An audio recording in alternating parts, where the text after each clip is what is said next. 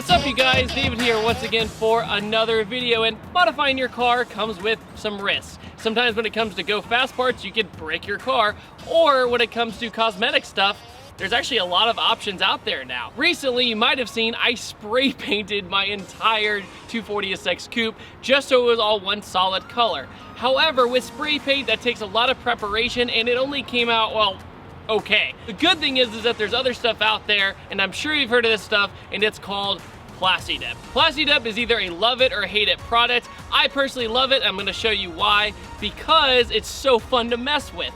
And recently, in the past 3 years, Plastidip has actually developed into a much better product than it used to be. The biggest thing about Plastidip people complain about is when they apply it wrong. You can't spray it like spray paint. It has to become a chemical bond, and by doing that, you have to have extreme patience to get good results. So today, my friend Charles has donated his S14 to show you on a fender that it's possible to change the color of an entire car and just check it out to see if you like it or not. Plastidip actually just released the new classic muscle colors in the cans, and you can get Grabber Blue. This is plum crazy off like an Okuda or something. And you can get all kinds of different colors now instead of just the traditional matte black that was the original Plastidip. So we're gonna show you how to make this really strong as a bond, and also that it can protect your car. I'm gonna do an abuse test after it's done. So let's get to it. So one of the coolest things about Plastidip is that there's minimal masking.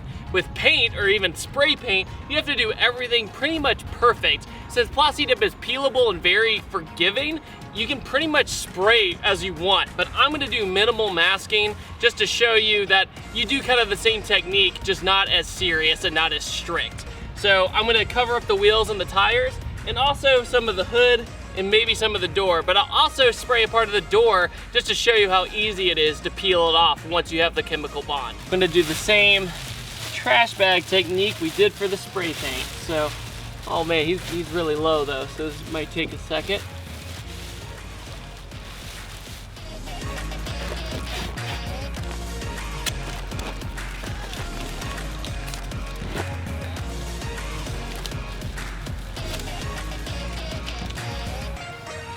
All right, that should be good. All right, there you go. Now you messed the wheel and the tire off.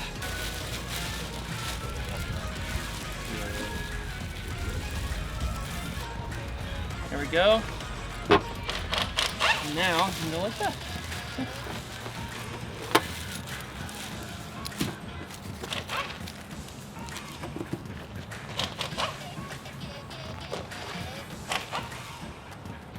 Freaking Stacy's mom, I hear.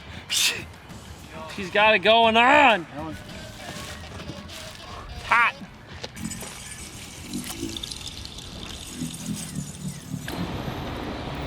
So before I go into the main event of the fender, I have this box here, and I'm gonna demonstrate how to put on Plastidip just with a simple little box, and then show you how durable it is, and then also how easy it is to pull off. Your first coat of Plastidip is always really light, like to the point that it's transparent. It's barely on there. A lot of people get really gung-ho and just put layers on at first, and that's not how you do it for a good result.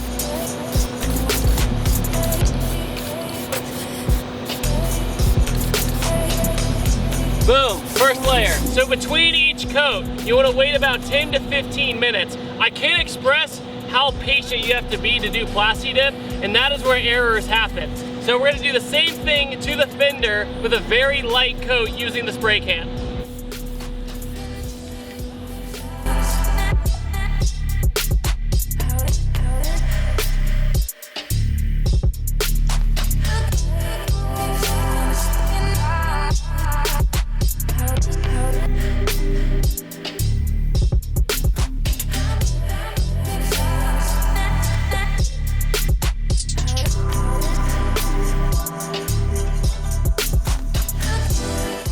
The hardest part about doing Plastidip is being patient. Absolutely hate it because the color is so good looking. I just want to keep seeing it adapt, but I have to wait in order to get that good solid bond so it's peelable, not so much because of the color. If you really don't do that solid bond, it's gonna be really hard to get off. That's why you wait 15 minutes. freckle past the hair. I don't know why I looked here. All right, so we're gonna do the box again and do the second layer, which is still transparent, but you wanna add a little bit more coverage to it. We're gonna be doing about 5 to 6 coats on the box and also on the fender.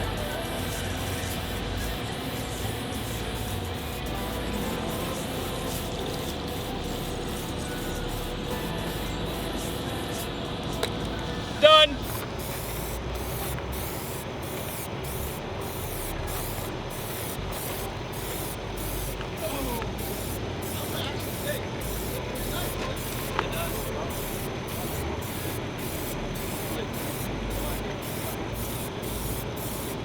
All right, second coat.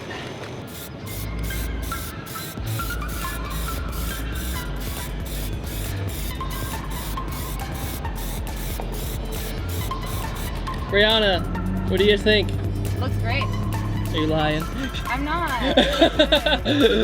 So already on the second layer, you can already see the colors already starting to pop out. It's really vibrant, it has this really awesome flake in it. Compared to the old Plastidip that was just black, this is a freaking game changer. The first coat I put on it, I was actually very surprised of how vibrant the color was. I was kind of skeptical at first, but now I can't wait to keep spraying, and well, yeah, that's the problem.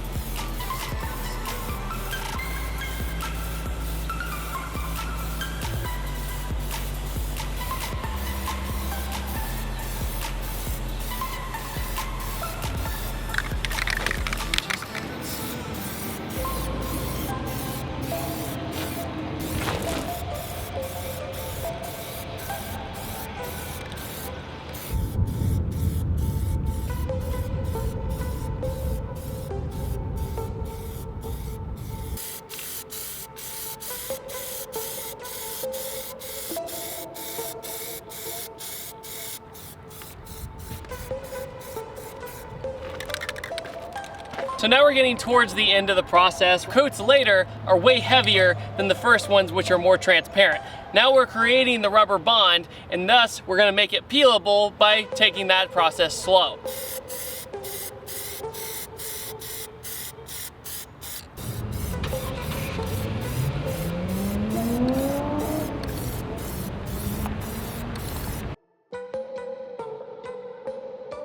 So if you look here, there's kind of like little tiny rubber chunks.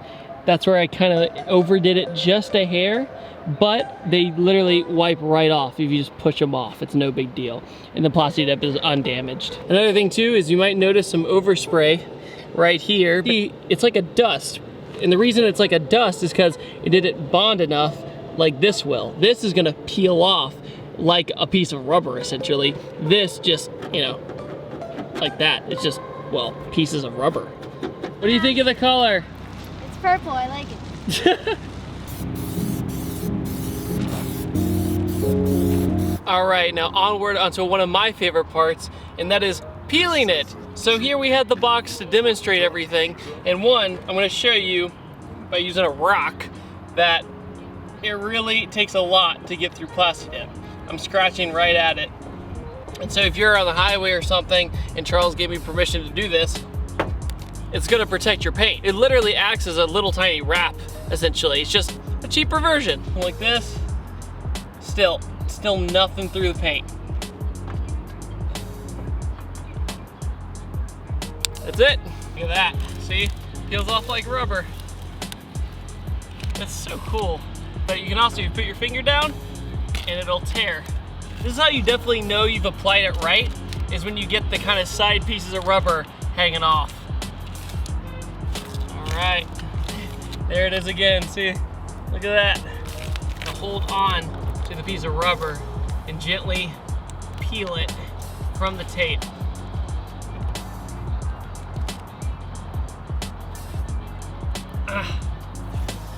Now it's just the tape that's being stubborn, not so much the Plastidip.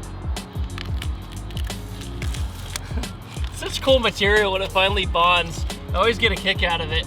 So you're like, oh no, I didn't like it. Well, look. There you go. This is basically a best case scenario of you doing Plastidip correctly. See, it came out as a perfect piece. You know, the edges are just torn because I was just tearing it off the car. You could be more careful and get good, crisp edges, but see the scratches on it and everything. It never pierced it, which is really cool. Now it's just a piece of rubber.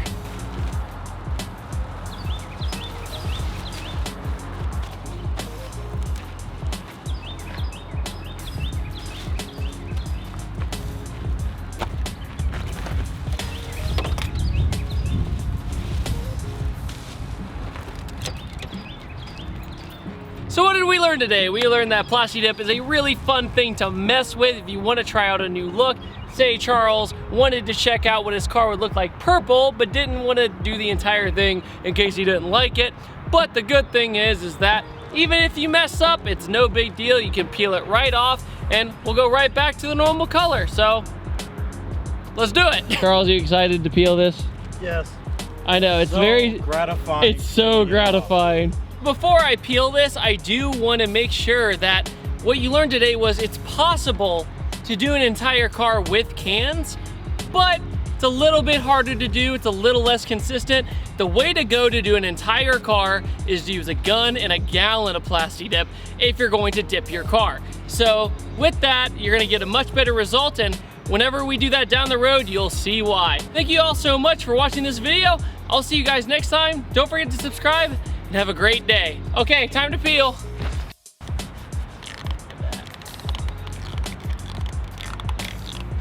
Best way to peel it off is to go by the edges. By doing that, you make your life easier later because then you can peel it off with multiple big giant pieces rather than just plucking away the entire time. That whatever areas you didn't cover as much won't come off as easily. So you always want to be fairly generous with Plastidip. But I'm just gonna focus on this first. It always makes a really satisfying sound too.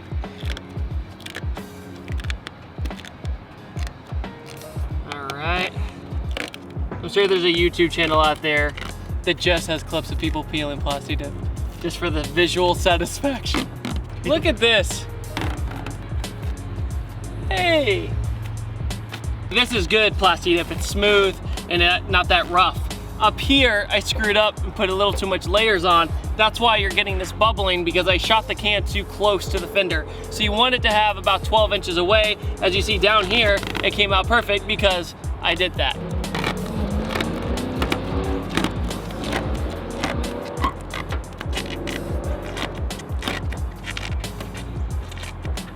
Distribute it. There we go. It's like popping bubble wrap. That's like the satisfaction you get. It doesn't seem natural that you spray this out of a can.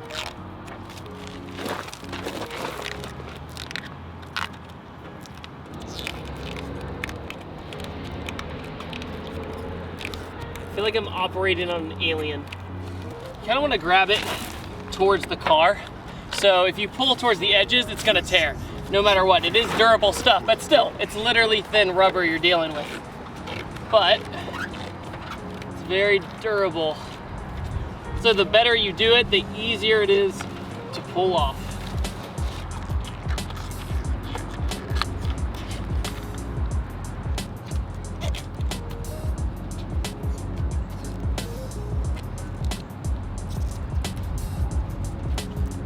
All right. Look at this.